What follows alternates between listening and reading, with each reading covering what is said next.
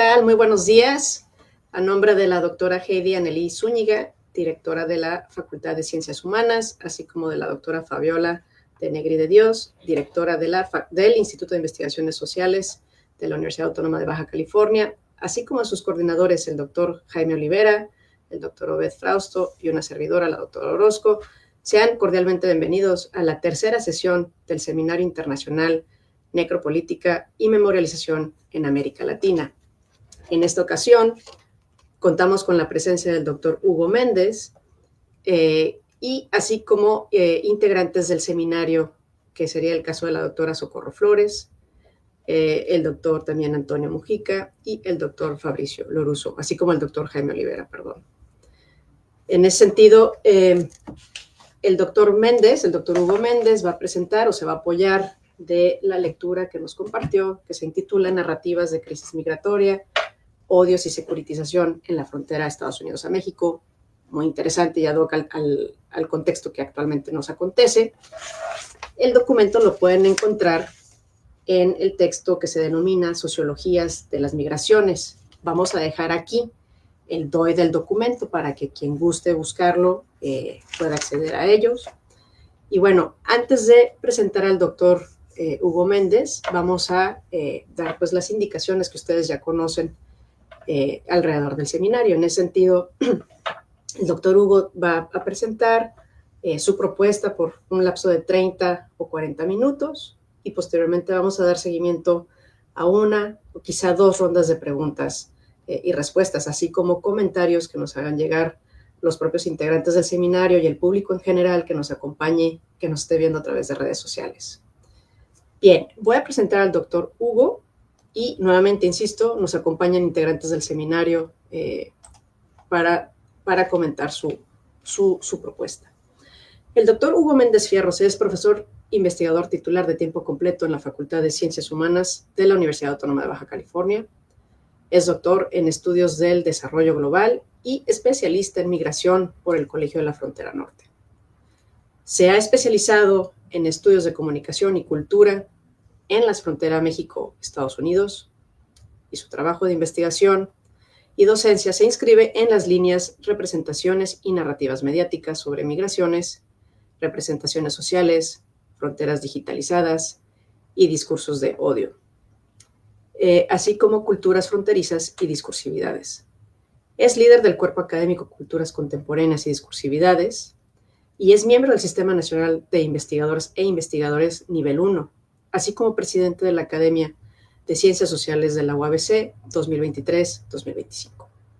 Entre sus más recientes publicaciones se encuentra Miedo a los Otros, Representaciones de la Frontera México-Estados Unidos y COVID-19 en Medios Digitales, y La Frontera Inteligente Estados Unidos-México, Representaciones de Tecnología y Construcción del Migrante Irregular como amenaza-enemigo.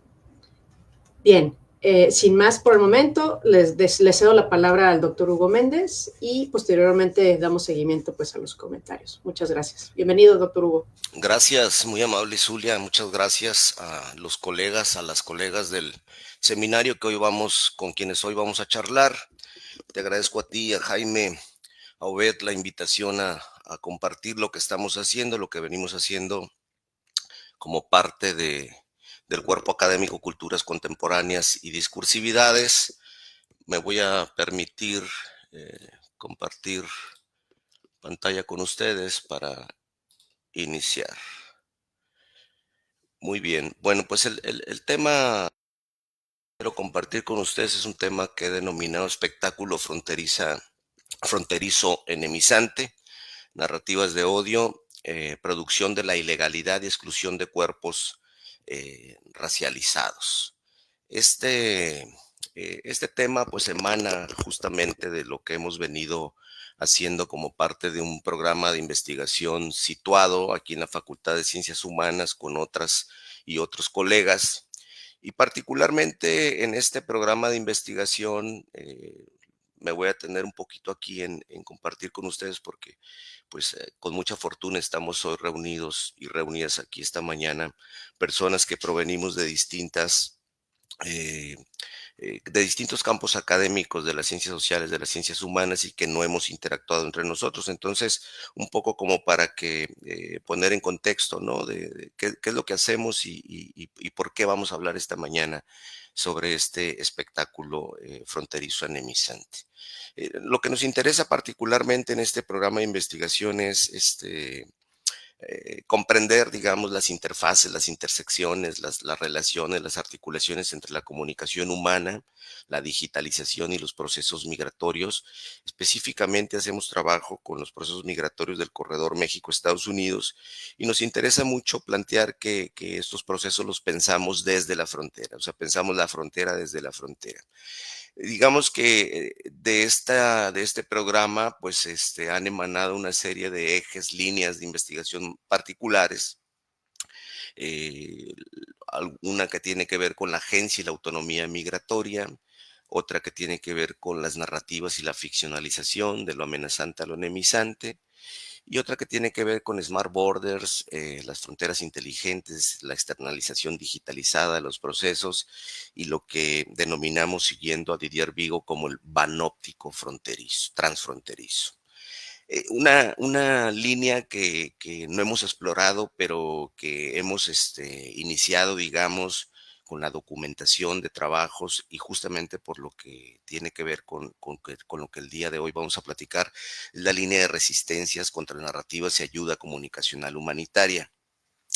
Digamos que el trabajo, la exposición del día de hoy se va a concentrar en las líneas 2 y 3, pero sí me interesaba como plantear, digamos, este mapeo general de lo que venimos haciendo y de lo que hemos venido documentando y publicando. Esta es una línea del tiempo que elaboró un estudiante de doctorado, es Luz Carmina Ortiz Márquez, que es parte del programa y a quien me honra dirigir, un poco como para situarnos del 2020 hacia acá, cómo durante la pandemia por COVID-19 se dio un cierre de fronteras, una refronterización. Empezamos a hacer trabajo justamente sobre las construcciones narrativas en torno a los otros, el miedo social que se propagó, los sistemas de exclusión que se pusieron en marcha, el tema del título 42 que se implementó en marzo de 2020 bajo el primer mandato de Donald Trump, justamente con el fin de excluir, de dejar fuera de las fronteras a quienes venían del sur global hacia Estados Unidos. Posteriormente llega la presidencia de Joe Biden. No me voy a atender mucho en la línea de tiempo, solamente quiero plantearlo de manera contextual. La presidencia de Joe Biden, digamos que la vamos a caracterizar justamente por el fin del título 42, ¿no? Y la entrada en vigor del título 8. Y luego viene un momento que para los estudios que nosotros realizamos, justamente por los intereses en la comunicación y en los procesos de digitalización de los distintos órdenes de la vida, nos interesa de manera particular, que es la entrada o la puesta en marcha de la aplicación digital CBP One para todas aquellas personas que estuvieran interesadas en eh, solicitar asilo o refugio en Estados Unidos. Y ahorita me detendré un poquito más en esta parte. Pero una vez que ingresa, digamos, el 20 de enero del 2025, que toma protesta para desarrollar su segundo mandato Donald Trump, la aplicación CBP One se transforma en una nueva aplicación y entonces aquí entramos, digamos, en la escena que estamos viviendo, en los escenarios de espectáculo fronterizo que estamos viviendo hoy día. Eh, Parte de la lectura que ustedes pudieron revisar, y si no la han revisado, pues que podrán revisar ahora que la comparte Zulia acá, es una serie de construcciones narrativas que nosotros hemos documentado, que fuimos documentando durante el primer mandato de Donald Trump, caracterizado especialmente por la utilización de estereotipos negativos, esa tendencia a estereotipar a algunos grupos, particularmente nos concentramos en los mexicanos, en los centroamericanos, estigmatizarlos como una amenaza para la seguridad, la cultura la economía de Estados Unidos, ¿no? Hay una deshumanización en esas construcciones narrativas a partir de las discursividades que se ponen en marcha, no de forma neutral, por supuesto. Se les niega dignidad, se les trata como una masa homogénea de personas sin individualidad ni derechos, ¿no? También hay un trabajo, por supuesto, eh, quirúrgico, desarrollado en torno a la desinformación y la manipulación. Es un discurso que se basa frecuentemente en la difusión de información falsa o distorsionada. Ustedes seguramente lo han apreciado. Y lo que venimos haciendo nosotros es justamente desde una perspectiva de análisis de contenido, de análisis discursivo en redes sociodigitales. Hemos ido captando, sistematizando esos argumentos emocionales y manipuladores detrás de las discursividades. Esto deriva en un fomento del miedo y de la xenofobia y de la porofobia, ¿no? No es solamente eh, un discurso de odio, ¿no? Que busca generar miedo y aversión, sino que es un discurso que incita a la violencia y a la discriminación. Lo hemos visto, lo estamos viendo en estos últimos días, y digamos que con esta superficie de aterrizaje de lo que nosotros pudimos documentar durante el primer este, eh, periodo, ¿no? del mandato de Donald Trump, eh, pues ahora lo que nos compete es analizar justamente esto que estamos viendo. Les decía que me iba a permitir detenerme unos segundos en el trabajo que estuvimos realizando en 2024, donde hicimos trabajo de campo en los albergues de aquí de Mexicali, y era un trabajo justamente para intentar comprender, ¿no? A partir de testimonios de personas provenientes de Sudamérica, Centroamérica, e incluso de distintas partes del sur de la República de México, personas que estaban en los albergues. Lo que nos dimos a la tarea es observar cómo se había reconfigurado el proceso migratorio en el periodo gubernamental de Joe Biden, con la puesta en escena, digamos, de la aplicación CBP One. Por supuesto, hay una tendencia a la digitalización del proceso migratorio que está asociado con una externalización de la frontera, y todo esto se configura bajo un enfoque de hipervigilancia. Digamos que de los hallazgos más importantes que nosotros pudimos observar, recoger, es el uso de los smartphones como herramientas que permiten a las personas en condición migratoria desarrollar una importante capacidad de agencia y de autonomía, que nos llevan, que nos invitan a reflexionar y a pensar esas visiones que victimizan regularmente en las discursividades que nosotros analizamos, que tienden a criminalizar por un lado y por otro lado a victimizar a las personas migrantes, negándoles justamente esa capacidad de agencia y de autonomía que algunos estudiosos que nosotros seguimos, particularmente Sandro Mesadra, Nicolás de Génova, y otros, establecen como un punto, como una palanca importante para el estudio de los procesos migratorios en los entornos transfronterizos, el reconocimiento de la agencia y de la autonomía. Por otro lado, lo que observamos también es que esta externalización eh, se vio aparejada con procesos de alargamiento de la espera como estrategias disuasorias por parte del Estado, ¿no? De Estados Unidos, y con la colaboración, por supuesto, de México. Y otra característica fundamental fue las múltiples violencias a lo largo del tránsito migratorio de estas personas, desde la frontera sur de México hasta acá, hasta la frontera norte. En este escenario concluye, digamos, el mandato de Joe Biden, e inicia esta era Trump 2.0, este segundo mandato de Donald Trump, y es ahí donde ahora, si me permiten, me voy a concentrar. Les decía yo que la aplicación CBP One que estuvo funcionando con Joe Biden da paso a una nueva aplicación que es la aplicación CBP Home.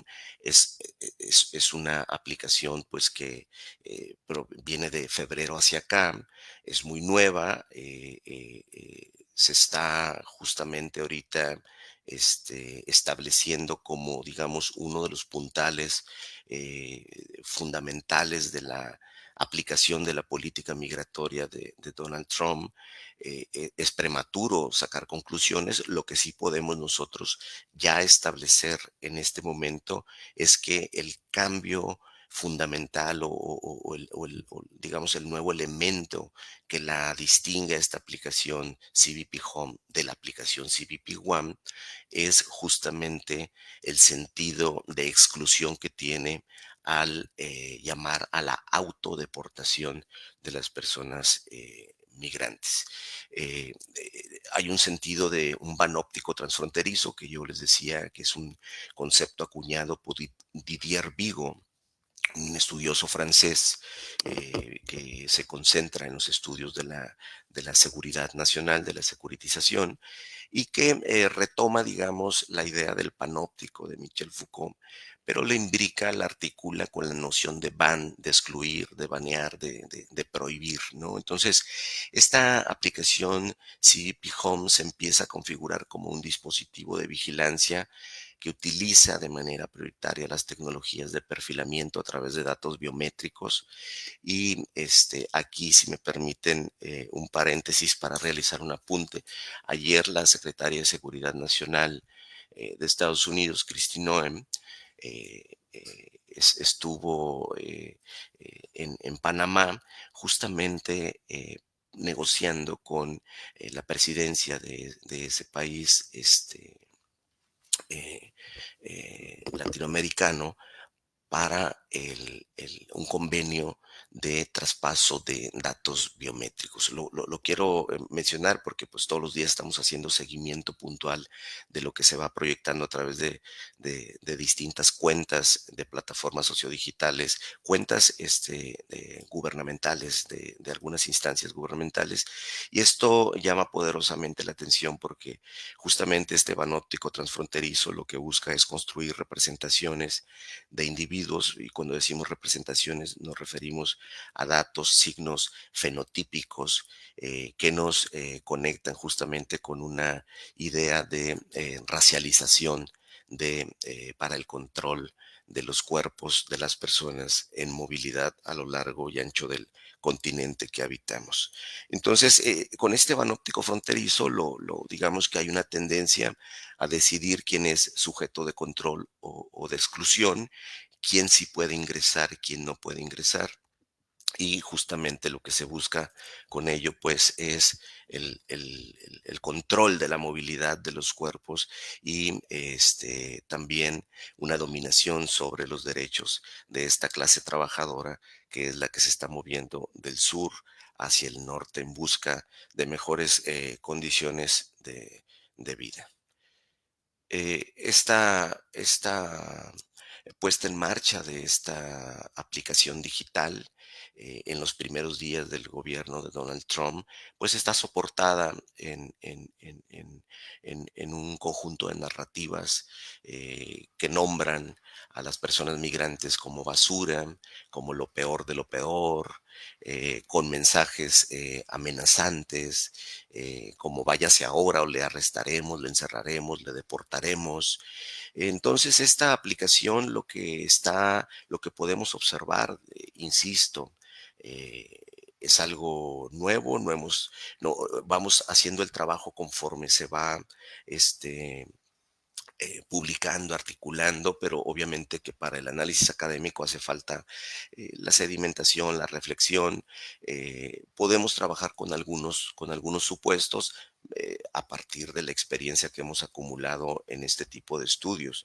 Y lo que nosotros podemos establecer como premisas en este primer momento es que esta nueva aplicación implanta mecanismos de clasificación algorítmica, como ustedes pueden observar en la anotación ahí que realizamos en la presentación. y es justamente un instrumento, una tecnología de gobierno para la vigilancia, pero que ahora tiende también a disuadir para una autovigilancia y una coerción digitalizada al insistir sobre el proceso de auto deportación al que se está haciendo un llamado y que en otros países se ha puesto en marcha según lo que hemos nosotros aprendido de una revisión de literatura que venimos haciendo, pues en algunos países se ha puesto en marcha con muy poco éxito. Incluso en los últimos, en el último año del periodo de gobierno de George W. Bush se puso en marcha y por ahí lo que consigna la literatura es que solamente 8 personas habían elegido la opción de autodeportación. Siguiendo de Génova, aquí me parece importante anotar que justamente se da una producción de la ilegalidad migratoria. O sea, hay una producción a partir de marcos jurídicos, legales, para nombrar, estigmatizar a las personas que haciendo uso de su derecho humano de movilidad en el continente ingresan sin documentos a los Estados Unidos. Entonces, estamos viendo una producción sistemática, ¿no? Mediante dispositivos raciales, laborales, legales. Y esto justamente lo que nos dice, lo que observamos nosotros, lo que está pasando con las racias, con las redadas que se están dando ahora en diferentes estados de la Unión Americana, lo que se busca es justamente con mecanismos que alternan tolerancia y represión, garantizar una mano de obra que sea explotable y que sea despojada de derechos. Entonces es una ilegalidad construida justamente, y lo vemos nosotros como las redadas se han concentrado en campos agrícolas, en restaurantes, en hoteles, en obras de construcción, justamente para perseguir a personas que forman parte de una fuerza laboral que ha sido explotada por, en muchos casos, hasta 30 años y que ha sido despojada de derechos. Entonces, por un lado tenemos esa inclusión obscena, como la llama de Génova, esa paradoja, ¿no? Mientras se les excluye en términos simbólicos, se les estigmatiza, se les estereotipa a los migrantes en condición irregular, por otro lado se les incluye funcionalmente, pues en estas economías informales mediante mecanismos de explotación diferencial. O sea, estas operaciones de deportación, digamos que nos llevan a reflexionar y a pensar, están funcionando justamente como un teatro, una teatralización del poder para simular control fronterizo, aunque en realidad la migración irregular es estructuralmente necesaria para el capitalismo. Es un planteamiento de Génova que es interesante, ¿no? Por otro lado, habría que anotar que estas redadas pues están dirigiendo justamente a comunidades racializadas, que sobre esas bases discursivas y sobre una narrativa se refuerza la idea del migrante como un enemigo, como una amenaza, y lo que conlleva es pues que se justifiquen políticas mucho más represivas, ¿no?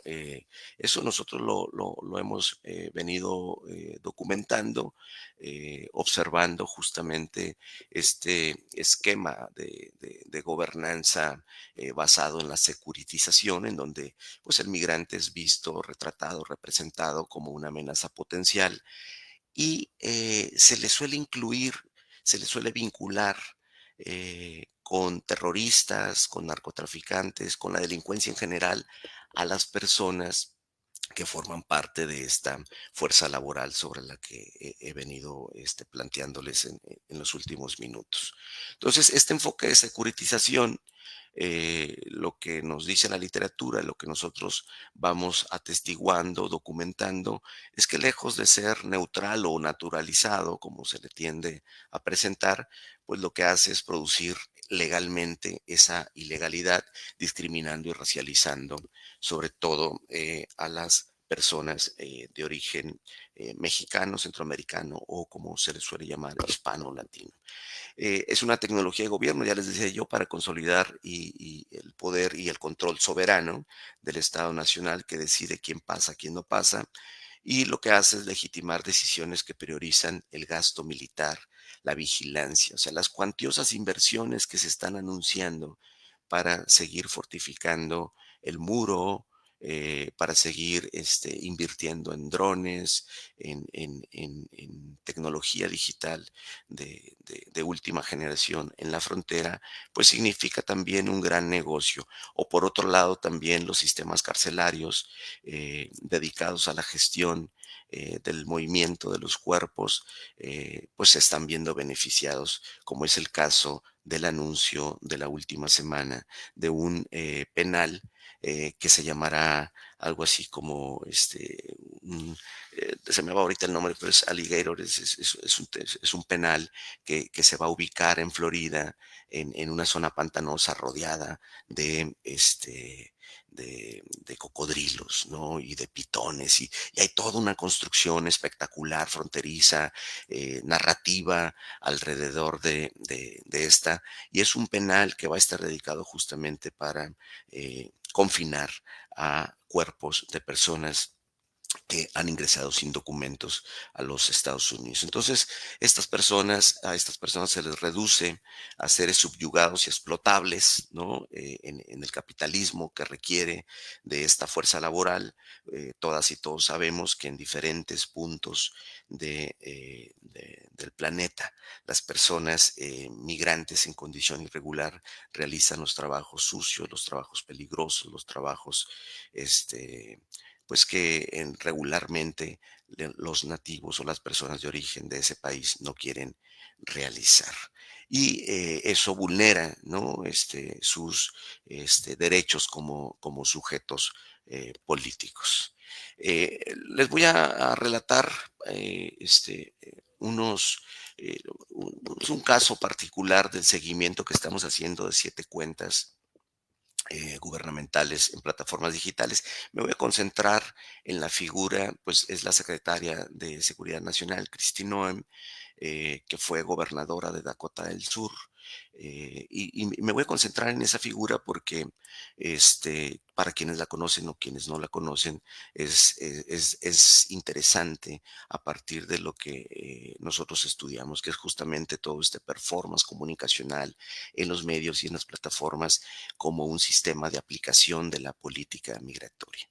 Estamos haciendo un seguimiento en X, antes Twitter, donde bueno, las primeras, digamos, aproximaciones nos llevan, ¿no? A reflexionar que está operando como una especie de dispositivo semiótico toda esta puesta en marcha, toda esta puesta en escena del trabajo de Kristi Noem. Ustedes la pueden ver acá en diferentes teatralizaciones en las fronteras que dividen a México de Estados Unidos.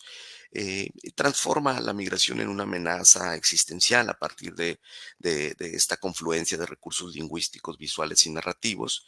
Y como ya lo relataba, como ya lo establecía, pues estos procesos no solamente justifican políticas represivas, también lo que se busca, nos parece, es consolidar un régimen de verdad donde la seguridad nacional se antepone a los derechos humanos. Y se tiende, ¿no? En diferentes sectores de la sociedad a asumir como un relato de verdad lo que desde el gobierno de los Estados Unidos se difunde, se publica.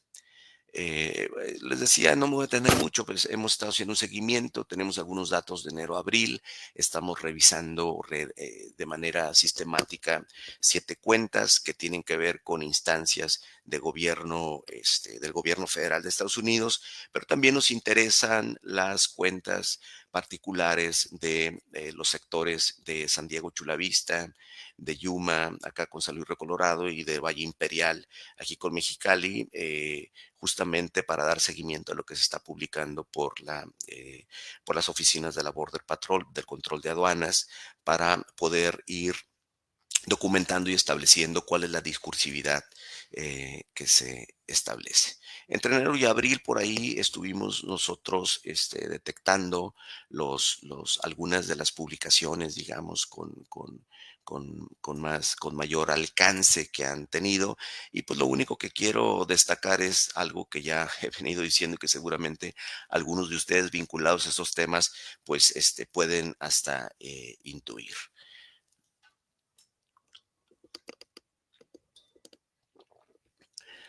Hay un trabajo, ¿no? Sistemático sobre la construcción, pues, de estas poblaciones migrantes en condición irregular, y de manera sistemática todos los días se está posteando sobre ello. Me interesa concentrarme en esta nube de palabras que sale justamente, o que emerge justamente del trabajo en Atlas TN Software ahí, para el análisis cualitativo del conjunto de tweets o de publicaciones que nosotros hemos ido recabando.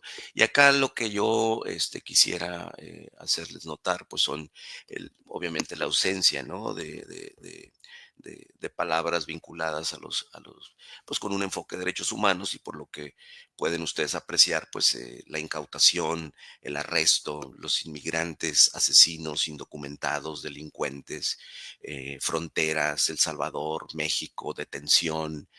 Aparece también las tecnologías, que es un tema que nos interesa de manera importante, criminalización, incautada, fronterizo, inmigrante, advertencia. Pues esta es una, digamos, funciona como una, digamos, especie de caja de resonancia de lo que nosotros podemos observar, ¿no? De los primeros días de gobierno del segundo mandato de Donald Trump. Obviamente, como ya lo señalé, pues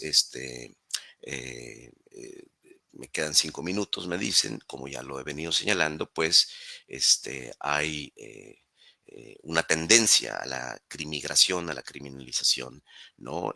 Bajo esquema de hacer nuevamente grande a América. Aquí vemos nuevamente a Kristi Noem.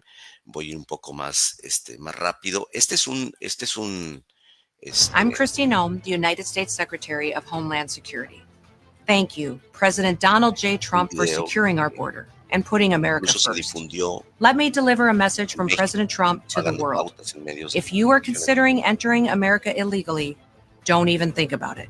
Let me be clear. lenguaje If you come to our amenazante, con country and you algunas break our laws, we will imágenes hunt you down. ilustrativas. Criminals are not welcome in the United States. For too long, weak leadership has left our borders wide open. Y ahí un poco, bueno, ya por cuestiones de tiempo no me puedo detener más ahí, pero pues lo que nosotros estamos observando es justamente una puesta, ¿no? Una propuesta comunicacional en donde hay una construcción visual que articula la tradicionalidad con esta eh, reina de belleza, que efectivamente fue una reina de belleza, Kristi Noem, con una formación, digamos, conservadora. Tiene una base conservadora muy importante, ¿no? En todo lo que hizo en Dakota del Sur y lo que está proponiendo ahora en la Secretaría de Seguridad Nacional. De ahí que Donald Trump la invite, ¿no? Una postura antiaborto, antiderechos LGBTQ más, y una propuesta de cultura pop política, ¿no? De mucha producción televisiva, de mucha producción para redes sociales, con una utilización de accesorios, ¿no? Que se mezclan con los mensajes de securitización, amenaza hacia las poblaciones migrantes. De Génova nos dice que la amenaza constante de ser deportados pues obviamente genera una condición de incertidumbre, ¿no? Y de vulnerabilidad permanente, Y hay un tema muy importante que desarrolla este estudioso que ha hecho un trabajo etnográfico con personas migrantes en Chicago de origen mexicano, es que la mexicanidad se ha convertido en un marcador de deportabilidad. O sea, los rasgos fenotípicos de las personas mexicanas están siendo utilizados por las instancias de gobierno, lo que estamos nosotros observando en las redadas en Los Ángeles particularmente. Entonces, digamos, un desplazamiento de las fronteras al interior de Estados Unidos. Entonces, los controles ahora se hacen en lugares de trabajo, en centros de entretenimiento masivos, el ICE queriendo ingresar al estadio de los Dodgers hace unos días, el ICE, el Border Patrol, acudiendo a juzgados y a las oficinas de inmigración, justamente transformando los espacios de verificación migratoria. Esto nos lleva a una idea importante y les decía yo que es una línea que recién comenzamos a documentar y a explorar, que son las resistencias productoras de espacios políticos. Lo que nosotros hemos estado viendo en el día de No Reyes o no, el No King's Day en Los Ángeles y en más de 10, 12, 14 ciudades de Estados Unidos es justamente una articulación de distintas luchas migrantes como fuerzas que redibujan los contornos de la ciudadanía y justamente estas marchas en defensa de los derechos de las personas inmigrantes, pues lo que están buscando hacer es reconfigurar las fronteras y crear nuevas formas de ciudadanía. Y bueno, ahí justamente aproximándome hacia el cierre, estimadas y estimados, la propuesta es que hay que desmontar estas narrativas catastróficas, hay que cuestionar el papel en la erosión de los derechos fundamentales, de los derechos humanos, a la dignidad, a la movilidad, a la vida misma, y hay que evidenciar esa contradicción fundamental de la mano de Nicolás de Génova. Estas economías dependen de quienes criminalizan. Este espectáculo es una tecnología, pues, de gobierno justamente que al enemizar a las personas migrantes, pues se desvía la atención sobre el hecho fundamental o más relevante que es el motor de explotación laboral y las millonarias ganancias de los gigantes tecnológicos con estas fortificaciones de la frontera con tecnología de último nivel. Y bueno, ya aproximándome hacia el cierre, pues hemos estado siguiendo la construcción discursiva y narrativa también de algunos colectivos académicos, particularmente del área de Los Ángeles, que nos invitan eh, nos invita justamente a promocionar historias de inmigrantes con impacto positivo en comunidades, negocios y en la sociedad en general. Justamente en un trabajo muy interesante están sistematizando datos para demostrar cómo la inmigración, incluso sin documentos, impulsa la economía y crea empleos. Y lo que se busca es que justamente esos testimonios comunitarios de empleadores también contribuyan a comunicar desde una perspectiva positiva el trabajo que a lo largo de muchas décadas han hecho las personas inmigrantes. Una última cuestión es que de interés para los trabajos que nosotros realizamos, se está volcando, digamos, el escenario de las resistencias justamente hacia una lucha o una disputa, por un lado, por los significados sociales en torno al ser, al estar en los Estados Unidos, pero también se está disputando a partir justamente de la observación de las personas inmigrantes indocumentadas como datos. Y aquí justamente la resistencia de esta campaña que yo he estado siguiendo del colectivo Mi Gente de Los Ángeles, bueno, está en Los Ángeles y en diferentes partes de Estados Unidos, pero ustedes pueden observar el uso que están haciendo con su capacidad de agencia y autonomía también estos colectivos para no proveer ni un dato más a las instancias gubernamentales que están utilizando esos datos justamente para ubicar a las personas. Y esta es otra muestra del colectivo Unión del Barrio, que están haciendo diferentes publicaciones en redes sociodigitales o distribuyendo incluso en papel en los barrios de Los Ángeles para educar, en alfabetizar, educar para la comunicación y la resistencia justo de frente a lo que está pasando. Entonces hay que implementar programas educativos, foros de diálogo comunitario, hay que colaborar con organizaciones, justamente para promover políticas inclusivas y de apoyo que reconozcan estas contribuciones.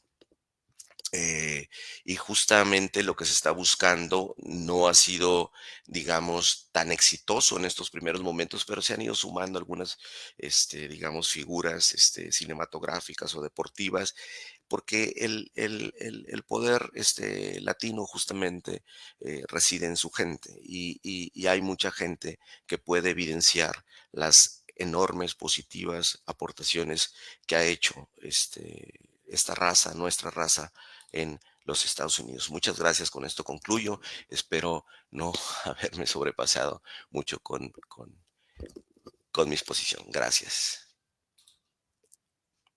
Interesante, qué importante lo que estás haciendo, la investigación que estás haciendo en tiempo real, en un Estados Unidos efervescente, en una situación que, bueno, el racismo siempre ha estado presente en ese país. Ahora mismo en la mañana te mandaba a ti y a otro colega un link de, al parecer están, digo, también hay que ver qué es fake news y qué es real y qué es no, pero al parecer ciertos estados de la Unión Americana están incluso dando dinero para recompensar, digamos, las personas que sean entregadas en este contexto, digamos, de deportación. Es decir, $1,000 por persona que lleve una persona a deportar, ¿no? Bueno, tengo muchos, me vuela la cabeza ahorita con todo lo que comentas, pero me voy a esperar. Le voy a ceder ahorita la palabra a Fabricio, por favor, para que nos acompañe. Pues muchas gracias, Julia, todos, todas, Hugo. Estuve capturado ahí pegado a la pantalla por mucho interés que me suscitó la exposición. Aparte la lectura previa, pero ¿qué tanto han podido actualizar y aterrizar a la realidad actual que vivimos, ahora un poco opacada por otro escenario bélico o de conflicto allá en Oriente Medio, pero que nos ha también involucrado mucho acá en junio, ¿no? Pero solo como último, no, pero como un capítulo más de este afán efectivamente represivo, ¿no? En tema de migración, particularmente construcción simbólica de la migración, digamos, latina, pero en donde lo mexicano ha circulado de manera desproporcional con esas banderas y marchas, etcétera, en donde pues también los medios de allá me parece han elevado a símbolo la bandera más que como resistencia, digamos así, en términos de condena, ¿no? Y de recriminalización, incluso de ciudadanos y ciudadanas ya de origen mexicano, pero que están ahí regularmente o que estaban en las protestas, ¿no? En donde pues, la importancia simbólica de la imagen ha sido mucho mayor que, como decir, a lo mejor la presencia real, ¿no? No es que no la haya habido, pero pues ha sido usado como símbolo de un lado y del otro, me parece. Entonces, una pregunta que va es justo estos símbolos que se han manejado ahora en esos 10, 15 días de marchas, ¿no? Del 6 de junio más o menos, etcétera. ¿Qué tipo de manipulación están teniendo en medios, redes sociales? Si han podido detectar eso, ¿no? Porque ahora, después de esta, digamos así, pausa a nivel de primeras planas internacionales por Oriente Medio, poco a poco y cíclicamente han vuelto y van a volver, ¿no? Los temas, por así decirlo, fronterizos, pero que son ya estructurales, ¿no? Entonces, bueno, era un poco como una parte de la pregunta, pero antes tenía algunas consideraciones, ahí me dicen también un poco con los tiempos, porque luego puede haber otras rondas. en donde, bueno, desde el tema, dos temas que trabajo y o que vivo. Uno es vivir en un país fronterizo, aunque sea, bueno, ser de origen de un país fronterizo como Italia, que experimentó con narrativas en parte distintas, pero procesos muy parecidos, y lo sigue experimentando con un gobierno, de hecho, de los más afines a Donald Trump, ahora con Giorgia Meloni en Italia, y donde la cuestión migratoria, pero de derecha a izquierda, es decir, ha sido utilizada justo con ese fin de construir algún tipo de enemigo que sin embargo en los barrios, en las comunidades, incluso ha sido un elemento de revitalización de una población prácticamente muerta, es decir, longeva, pero demasiado, en el sentido de que una sociedad muy poco dinámica, en donde esa dinámica ha sido entregada, dada por la población migrante, ¿o no? Por un lado, que ha revitalizado, por ejemplo, en mi caso, de donde vivo en Milán, completamente un barrio y lo ha vuelto a transformar como era en los años 70 y 80, cuando todavía era vital, ¿no? Por ejemplo, y entonces, en donde la realidad cotidiana parece ser otra, pero la percepción construida, muchas veces con información falsa o parcial, es que justamente traen problemas de crimen, hasta de crimen organizado, como si Italia no tuviese ese problema de crimen organizado previo, ¿no? Pero se crea la paradoja de que ahora pues son ellos o la mafia nigeriana, antes fue la mafia albanesa y de cualquier otro país, China, claro, ¿no? Entonces se construye la figura del malo en ese sentido para efectivamente poder aplicar políticas entre el internamiento obligatorio en esos centros de detención que finalmente son como gulags de alguna manera, porque ya ahí están incomunicados, pueden estar de hecho desaparecidos de alguna manera por el propio Estado allá adentro, o bien inserción laboral precaria o semi-esclavizada, como sucede en el sur con los jitomates, etcétera, el famoso jitomate italiano y la pizza que nos gusta todo, pero también está ensangrentado, por así decirlo, de un trabajo semi-esclavo en el sur del país, lo cual es muy parecido, ¿no?, a lo que sucede con el sector agrícola estadounidense y los mexicanos y centroamericanos, ¿no? Y por otro lado, expulsarlo de una u otra manera, ¿no? Entonces es incorporarlos por las malas al mercado laboral, no, al mercado paralegal laboral, o bien internar una cuota. Ahora incluso hubo, para ver semejanzas, ahí dicen en Florida, crear ese lugar rodeado de caimanes y para que no escapen así exótico entre algo así llamativo, un poco al estilo de Trump, de lo que quiere hacer en Gaza, ¿no? O sea, con sus resorts. Por otro lado, en Italia delegaron a Albania, como la Unión Europea ya lo hizo en Turquía, ¿no? Pero delegaron o terciarizaron parte de la expulsión y detención de migrantes a otros países, ¿no? Gastándose mucho, pero alejando incluso territorialmente. Es un poco lo que sucede en México como tercer país seguro informal también, o con esos centros de detención en Guantánamo, en Florida, planeados, que van por ahí, ¿no? Entonces, es un panóptico, pero muy físico, muy material, ¿no? Pero en donde esos mecanismos de las aplicaciones, etcétera, los estamos viendo también de ese otro lado del charco, ¿no? Entonces se me hace preocupante. No sé si han trabajado como puente comparativo, también para contextualizarlo en una situación parecida, aunque el Mediterráneo no es propiamente la frontera norte, si han trabajado algo con respecto de eso, que sería como una, digamos, una segunda cuestión. Entonces, bueno, lo dejo así por los tiempos y gracias de nuevo por la exposición. Sí, gracias, Fabricio. Hugo, ¿cómo prefieres? ¿Prefieres contestar ahorita o hacemos la ronda? ¿Qué prefieres tú? Yo creo que podemos hacer la ronda y luego seguimos la conversación para que tengan oportunidad todos. Muy bien, bueno, pues entonces a continuación. Gracias, Fabricio, por los comentarios muy interesantes. Ahorita comentamos.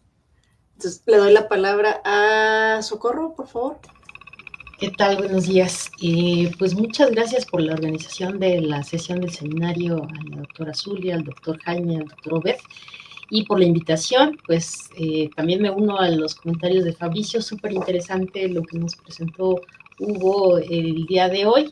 Y bueno, yo a partir de la lectura que habíamos hecho me surgieron algunas preguntas que ya fueron respondidas parcialmente, y sobre todo al final de la exposición, y pensaba como de qué manera podrían articularse resistencias locales o transnacionales, ¿no? Como en el caso que nos exponías de Los Ángeles, frente a este tema de, pues, a estas geografías fronterizas y cómo podrían estas resistencias reconfigurar las narrativas de migración, ¿no?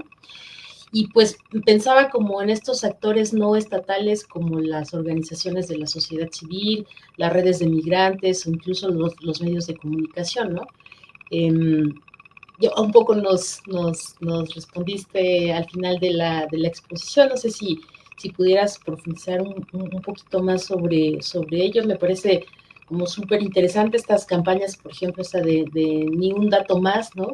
Porque a veces estas sutilezas como hasta invisibles, porque mucha gente no, por ejemplo, no sabe que tiene el GPS de su celular encendido todo el tiempo, ¿no? Que estamos proveyendo de estos datos, y como este tipo de alfabetización digital puede ser fundamental para cambiar toda esta narrativa, ¿no? Estas contranarrativas de lo que el Estado dice que tiene que ser la migración, cómo proteger los derechos humanos en este contexto. Y bueno, pues de mi parte sería todo. Muchas gracias, Coco. Muchas gracias, Fabricio, también. Y bueno, vamos ahora con Tony, por favor. Hola, ¿qué tal? Muy buenos días a todas y todos. Les agradezco la invitación, la organización y bueno, ahora en este ejercicio expositivo también a Hugo para tener la oportunidad de dialogar. Y bueno, más que preguntas, tengo ahí algunos comentarios y yo creo que a partir de estos podemos iniciar una suerte de diálogo.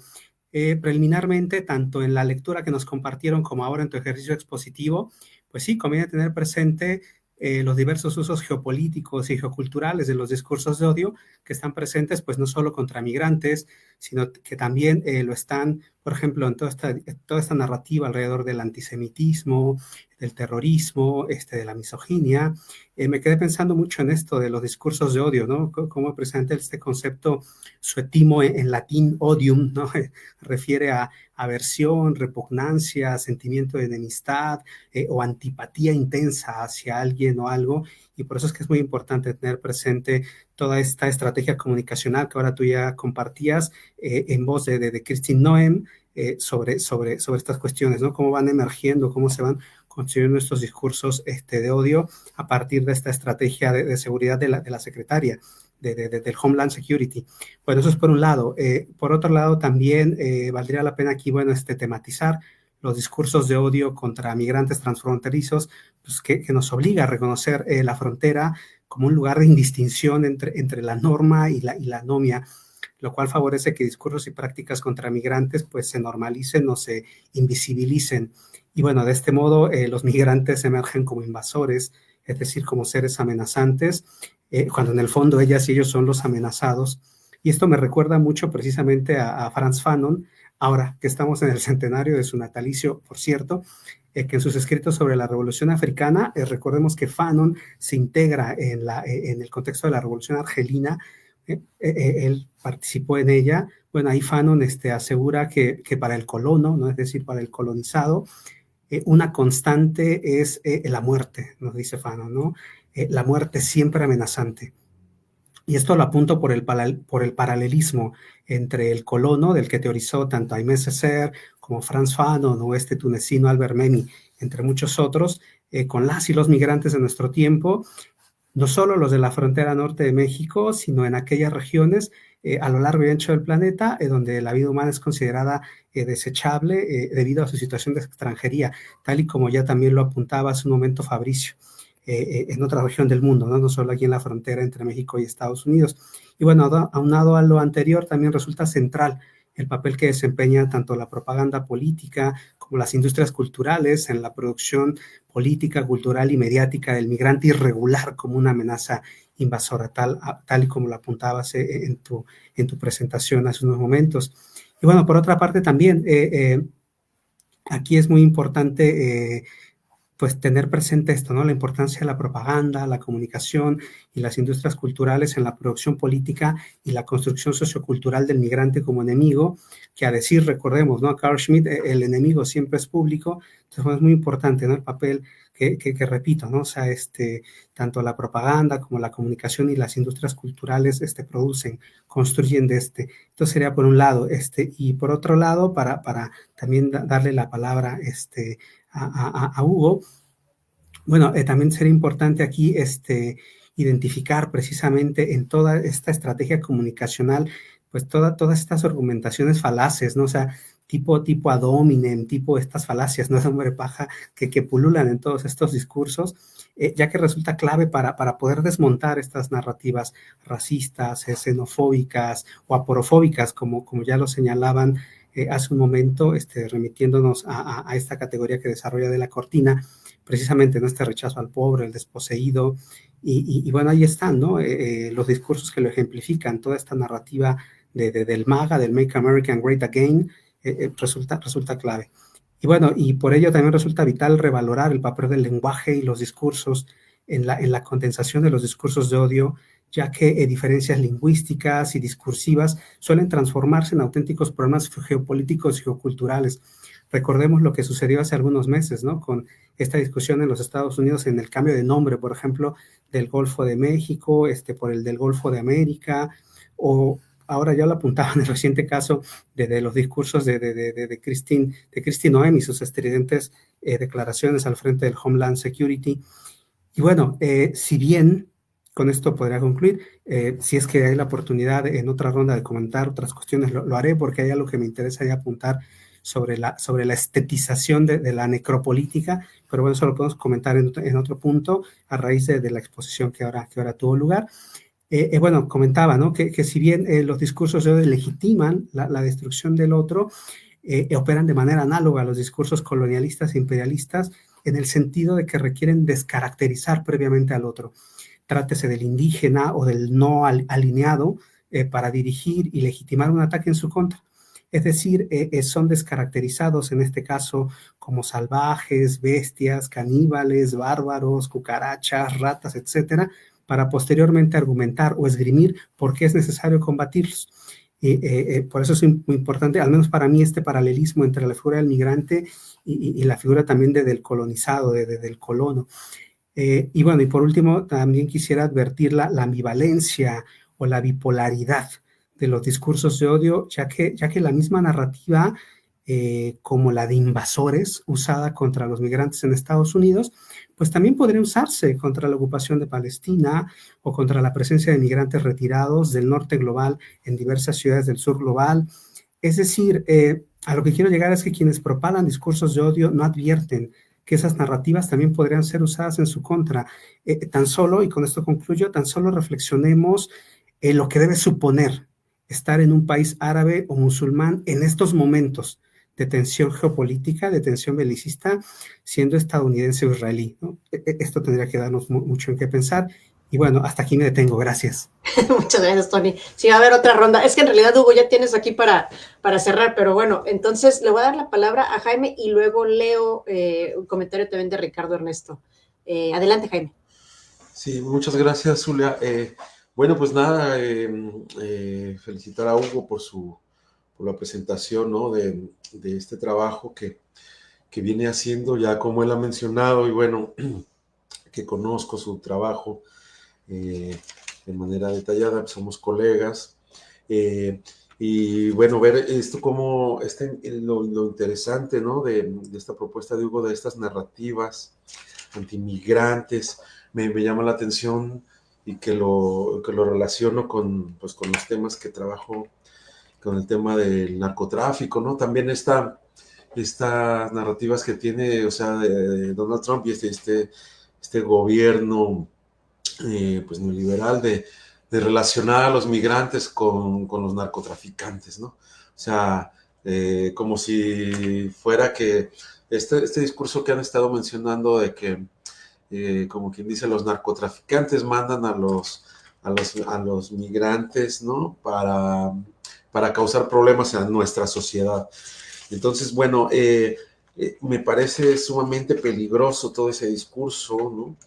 Y que contribuye justamente a lo que nos menciona Hugo, ¿no? Estos discursos de odio, estos efectos por, por decidir esto de quiénes son sujetos y quiénes son sujetos de derecho, ¿no? Y justamente también cómo todo esto genera toda una idea de exclusión, ¿no? De odio, de ver al enemigo como a estos inmigrantes connacionales. Sin embargo, bueno, también algo que me parece muy interesante y algo que quizás en lo que podría ahondar Hugo, en esta cuestión pues del dispositivo semiótico, ¿no? Que me parece muy interesante lo que él menciona, ¿no? Y que se requiere justamente esto, desmontar estas narrativas catastróficas, como bien lo mencionó Hugo, ¿no? Que están relacionadas junto al terrorismo, al narcotráfico. Me parece sumamente peligroso. Entonces, no sé si quisiera, Hugo, comentar algo por ahí y ahorita seguimos comentando. Gracias, Julián. Muy bien, muchas gracias, Jaime. Hugo, Leo, te escriben en el chat de Facebook, Ricardo Ernesto, que también es integrante del seminario, y nuestro colega de aquí de UABC, le mandamos un saludo. Dice Ricardo, muy pertinente esta reflexión, impulsa a nuevas apuestas por la profundización de fenómenos sociales urgentes de atender o accionar. Esto me hace preguntar, ¿estamos ante un nuevo fenómeno de desechabilidad o una reutilización de las narrativas de los discursos de criminalización histórica por parte de Estados Unidos? Bueno, esto es lo que nos dice Ricardo, también mandan saludos, y por mi parte, si me permiten, a mí también me pareció muy interesante tu presentación. Creo que hay muchísimas líneas desde metodológicas, técnicas de investigación que podemos discutir acá. A mí, digamos, en sí la situación, el contexto que se está dando actualmente en Estados Unidos no me sorprende. Históricamente, Estados Unidos se fundó sobre el asesinato de la población nativa, sobre la colonización, y no fue solamente sobre la población nativa, sino también los chinos, los japoneses, los vietnamitas, y bueno, la persecución ha sido permanente, básicamente desde su fundación. Aquí lo que yo quisiera preguntarte, Hugo, de todo esto que me suena, el tema es finalmente la agenda. Lo estamos viendo ahorita con Gaza, con Palestina, lo vimos con Irak, incluso hoy justamente están mencionando que posiblemente vayan a promover a Donald Trump para un premio Nobel de Paz por lograr la paz entre Irán y, ¿no? Bueno, entonces, la agenda, digamos, política se juega en la agenda pública, las narrativas. Esto que tú nos dices como las cámaras de eco, las burbujas de filtro, el framing, ¿no? Que me imagino que también son fake news o pueden ser fake news, no lo sé. ¿Cómo poder detectar, cómo poder medir, cómo poder limitar o contener esa reverberación que igual y no es de una institución fiable o no es formal, sino que puede ser tal vez algo tecnológico, algún bot que genere ese eco que tú señalas, ¿no? Bueno, esa sería mi pregunta. Muchísimas gracias, Hugo, por el tiempo. Y bueno, pues vamos con esta rondototota de preguntas. Sí, muchas gracias. Gracias, Fabricio, Coco, Tony, Zulia, Jaime. Pues digo, es un tema, por demás, interesante, urgente, y entonces lo que vamos viendo nosotros es, ligándolo con lo último que preguntaba Ricardo Ernesto, pues que sí se está construyendo, digamos, un nuevo, ¿no? Preguntaba él si era un nuevo escenario de desechabilidad. Parece que sí, y hay un tema bien importante que lo voy a ligar con lo que preguntaba Fabricio sobre la bandera, la utilización de la bandera mexicana, que más que haber tenido una connotación, por lo menos en lo que nosotros hemos venido revisando, de resistencia, tuvo una connotación de invasión. Y en el contacto con académicos y con conocidos, personas con las que regularmente trabajamos en Los Ángeles, decían, pues, obviamente hay una artificialización, hay una ficcionalización de esa bandera mexicana ahí, que esas fotografías que le dieron la vuelta al mundo fueron difundidas por plataformas sociodigitales, Sí, de la gente que la había, en un primer momento tomado, pero lo que, lo que, lo que quiero establecer es que nosotros lo retomamos de cuentas oficiales de gobierno, esa fotografía. O sea, no provenía, digamos, de manera orgánica ¿no? De la gente que andaba en la calle, porque la misma gente con la que estamos hablando, de cada 2, 3 días en Los Ángeles, y algo que se puede intuir es que la gente que no tiene documentos no está en la calle en las protestas. Esa gente tiene miedo, esa gente está en sus lugares de trabajo, pero llegando de manera casi furtiva y retirándose y encerrándose. O sea, los movimientos que hemos visto tienen también mucha infiltración, obviamente, como es la historia de los movimientos sociales en diferentes partes del mundo, y hay mucha infiltración. Así es de que ese símbolo de invasión de la bandera que generó incluso entre algunas personas mexicanas una reacción negativa de por qué ir a ondear una bandera, luego encontró respuestas, ya de manera orgánica muy interesantes, o sea, porque a final de cuentas en Estados Unidos, pues la historia de Estados Unidos es la confluencia de grupos poblacionales de diferentes culturas, ¿no? Y nadie, se antepone a que se ondee la bandera alemana o que de los irlandeses, esta celebración, ¿no? Del Irish, o la contribución de la cultura italiana, en fin, o sea, hay un tema ahí vinculado con la mexicanidad que genera otro tipo de respuestas, ¿no? Simbólicas ante la expresión del uso de esta bandera. Y no hemos tenido hasta ahorita experiencia, Fabricio, en el trabajo, pero sí hemos seguido, obviamente, pues conocemos, por ejemplo, todo el trabajo de Frontex, ¿no? Del programa de fortificación digitalizada de la frontera en el Mediterráneo, y creo que es un tema, ¿no? Que tenemos que revisar. Obviamente, en términos contextuales lo hemos revisado, pero no hemos hecho un trabajo con colegas de allá, y tenemos redes allá, particularmente en Granada y en España, que están haciendo trabajo en el Mediterráneo, así es de que nos quedamos con esa idea. Pues sí, el trabajo, como nos decía Coco, el trabajo de las organizaciones de la sociedad civil, de los albergues, de algunos medios de comunicación, pues es un trabajo muy importante. O sea, el trabajo de organización comunitaria que se está haciendo ahorita, eh, seguramente lo han visto ustedes si han estado siguiendo el tema.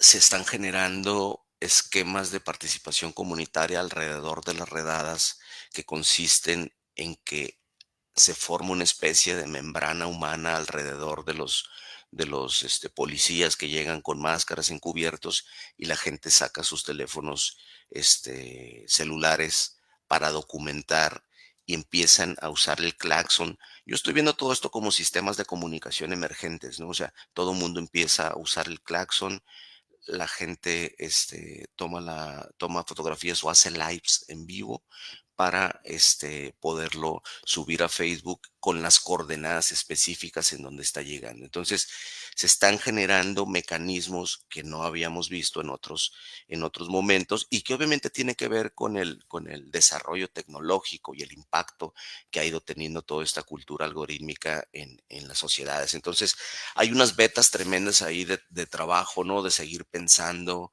en colectivo alrededor del trabajo que hacen de ayuda humanitaria a estas organizaciones. Y obviamente también aquí me permito detenerme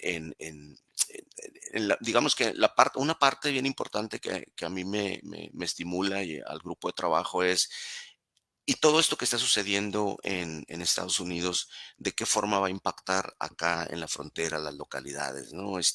Nosotros vemos aquí en Mexicali, Tony, Fabricio, Coco, que se instaló en los primeros días de una forma muy reactiva. Se instaló un gran albergue para recibir a 2,000 personas cuando vino, o sea, habían transcurrido 2 semanas de la llegada de Donald Trump, y entonces se instaló un albergue aquí en Mexicali. Se instalaron en diferentes localidades de los 3.000 kilómetros, ¿no?, que compartimos con Estados Unidos de frontera, pero quiero hablar particularmente del de Mexicali, con una inversión millonaria, unas carpas muy grandes, conductos para la cuestión de la refrigeración, porque es algo fundamental aquí en esta zona árida desértica, pero está solo. No, la gente, yo con contactos en albergues me decían, es que las pocas personas que están llegando autodeportadas mediante la aplicación, las hemos llevado al albergue que se instaló provisionalmente y no se quieren quedar ahí. Y ahora les explico por qué no se quieren quedar ahí. Porque es un albergue que está custodiado, organizado por la Marina y por el Ejército. Y la gente viene de un escenario de mucho temor, de miedo. Y la gente no se quiere quedar porque es una gente, obviamente, que tiene o que ha crecido en Estados Unidos, y llegar a un país en donde no tiene contactos con nadie, que no tiene red comunitaria, y estar entre personas armadas con chalecos, pues no, o sea, por sentido común para la autoridad me parece que es algo que tendría que cambiarse, ¿no? Y ahí está solo el albergue. La prensa reportaba la semana antepasada que se iba a desmontar. Se comunicó una inversión de 12 millones de pesos para montar ese albergue, que hasta el momento está solo, y eso me lleva a compartir con ustedes las últimas cifras que vi ahorita en la mañana de arrestos administrativos que hacen académicos de Estados Unidos. Son 95.629 del día 1 de Donald Trump al 10 de junio. 95.629. O sea, esas deportaciones masivas que de forma grandilocuente se han comunicado, va a ser muy complicado que las puedan cumplir. Por eso un poco la sensación de desesperación en esta política, y lo que están haciendo de construir un miedo social y de avivarlo para que la propia gente se pueda autodeportar. Ya alguien hacía referencia a las garantías o los, digamos, incentivos que está poniendo el gobierno. La persona que se autodeporte mediante la aplicación, se le pagará el viaje el boleto de avión, y se le darán $1,000, y quizá en otro momento, si hace las cosas bien, podrá regresar. Es gente que tiene 30, 20, 25 años, que tiene todo su contexto, su vida está en otro lugar. Va a ser realmente complicado que esos números puedan crecer. Y entonces esta andanada, ¿no?, de construcción ahí comunicacional, pues tiene justamente que ver con eso. Lo ligo con lo que decía Tony, muy interesante, ¿no? Pues se da en diferentes órdenes, ¿no? Esta forma de gobierno, a través de la generación del miedo al otro, ¿no? Los movimientos del antisemitismo, bueno, hemos visto lo que está sucediendo con diferentes universidades muy, muy, muy conocidas, con el activismo que había en las universidades para callar justamente. Ese es otro elemento de resistencia, ¿no? Las universidades, el poder también judicial tiene o sea, digamos que el escenario es un escenario de revuelta en diferentes dimensiones para el propio gobierno. Tampoco está totalmente fácil. Lo que sí es que en términos comunicacionales nosotros podríamos pensar que tienen, digamos, que llevan todas las batallas ganadas, porque justamente, y es algo que es súper importante no perder de vista, Donald Trump es un personaje, es un agente creado por la televisión norteamericana. Está ligado a espectáculos muy exitosos en la industria cultural, para ligarlo con lo que decía Tony, como la lucha esta de la WWE o la UFC, que son industrias culturales realmente poderosísimas. Seguramente ustedes saben que la secretaria de Educación actual del gobierno de Estados Unidos es Linda McMahon, que entre ella y su esposo construyeron el negocio de la WWE. Entonces nosotros estamos viendo ciertos perfiles, y es lo que nos dice Didier Vigo. O sea, quienes ejecuten la política migratoria, es muy importante poder observar el perfil de dónde vienen. Por eso esta reina de belleza que hoy, con toda esta producción, esto que les estoy relatando, bueno, qué decir de el vínculo tan cercano con los gigantes tecnológicos que por primera vez aparecieron en la toma de protesta de un presidente. Entonces, hay temas realmente muy relevantes, muy interesantes, que no podemos pasar de vista. Con esto último, lo que quiero centrar es que hay por un lado, un conocimiento, un know-how de cómo se construye desde la comunicación y por otro lado, un poder económico tremendo, avasallante. Ya les compartía ese spot de televisión que seguramente ustedes supieron que se transmitió en un partido de fútbol en un horario AAA en México, ese subtitulado, ese mismo spot, aquí en México, y que motivó a una actualización de una ley por ahí, una discusión en el escenario político mexicano. Amigas, amigos, pues hay muchos temas, es un es un tema relevante, importante, pero está imbricado con otros muchos, como decía Fabricio, como que los titulares nos han llevado en las últimas noticias, y es que no ha parado, ¿no? O sea, desde que tomó protesta no ha parado uno tras otro, diferentes temas, los diferendos, Groenlandia, Dinamarca, el Golfo de América, el Golfo de... es avasallante, y entonces también nosotros, creo yo, desde la academia, como tenemos que tener un mesura, calma, ¿no? Tranquilidad. Yo por mi parte lo que quería era como, pues la lectura se me hacía ya como que se me había quedado atrás, que la que compartí porque es del primer mandato de Donald Trump. Entonces un poco como transmitirles que seguimos en este trabajo, en este laboratorio, pero obviamente pues no podemos llegar ahorita a conclusiones, ¿no? Esto se está construyendo día tras día. Y bueno, pues acá seguiremos haciendo este trabajo. Ya como última anotación, nosotros estamos haciendo trabajo en X, antes Twitter, pero TikTok es otra cosa. O sea, en TikTok hay toda una fuerza de resistencia, de contranarrativa súper interesante para analizar. Nosotros acá estamos siguiendo las fuentes gubernamentales y en eso nos estamos concentrando. Pero bueno, TikTok y seguramente las otras plataformas como Instagram tendrán otros lenguajes y configurarán este dispositivo semiótico del que nos preguntaba Jaime, lo configurarán de una forma distinta, ¿no? Y cada uno de esos lenguajes pues exige un trabajo ahí dedicado. Muchas gracias por sus comentarios y gracias nuevamente, Zulia, por la invitación a este bonito círculo de amigas, de amigos. Al contrario, Hugo, gracias por darnos luz en un momento tan complicado, tan complejo de comprender.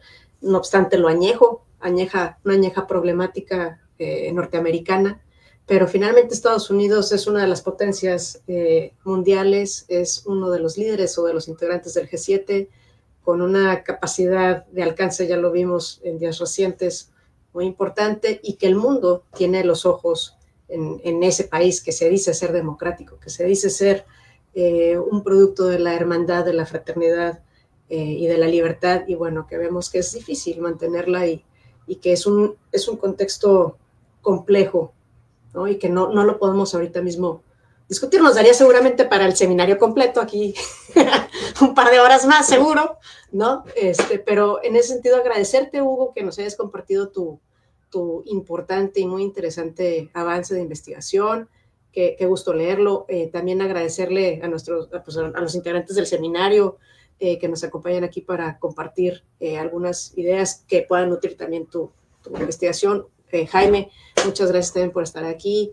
Uriel, gracias también por apoyarnos y nuevamente pues muchísimas gracias a la Facultad de Ciencias Humanas, al Instituto de Investigaciones Sociales de la UABC. Jaime, ¿tú querías comentar algo?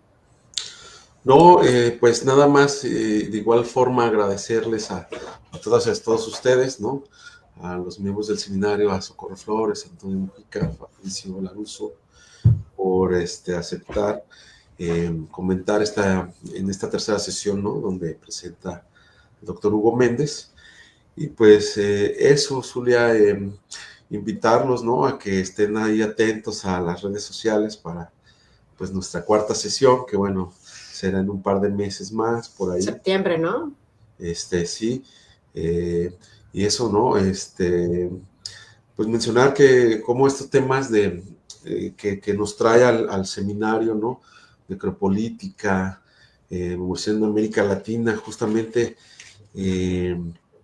pues el mundo está volteado, como lo mencionas, volteando a ver a Norteamérica, del que, bueno, México somos parte, muchas veces se olvida de que México forma parte de Norteamérica, y bueno, ¿no? pensar en que todo este concepto de necropolítica que nos ha llevado a mirar cosas que no son nuevas, que vienen desde la Edad Media, o si pensamos desde más atrás, ¿no? Desde de este trato injusto hacia los que no tienen poder, ¿no? De exclusión hacia los grupos que se les ha dado en llamar vulnerables, pero que más bien son vulnerados, ¿no? Y que, bueno, este seminario tiene la intención justamente de centrar la mirada en estos sujetos, ¿no? En estos actores sociales a los que se les aplica la necropolítica, ¿no? Entonces, bueno, pues nada más comentar eso y, bueno, nada más, Zulia. Gracias, Jaime. Bueno, pues con la sesión de Hugo cerramos el semestre. Es nuestra tercera sesión. Muchas gracias de nuevo a cada uno de ustedes. Y en septiembre nos volvemos a ver. Vamos a tener invitados de Sudáfrica. Así es que la siguiente sesión será en inglés. Espero que haya traducción en vivo o algo similar. Pero este es muy importante, una sesión muy importante para nosotros como grupo, porque nos permite interactuar de continente a continente, discutir problemáticas similares y empezar a profundizar y estrechar lazos de colaboración, no solamente en otros idiomas y en otras culturas, sino en otras latitudes, ¿no? Así es que enhorabuena, felicidades al grupo y pues nos vemos pronto. Un abrazo, que estén bien y gracias por todo. Muchas gracias. Hasta luego. Gracias. Gracias. Gracias.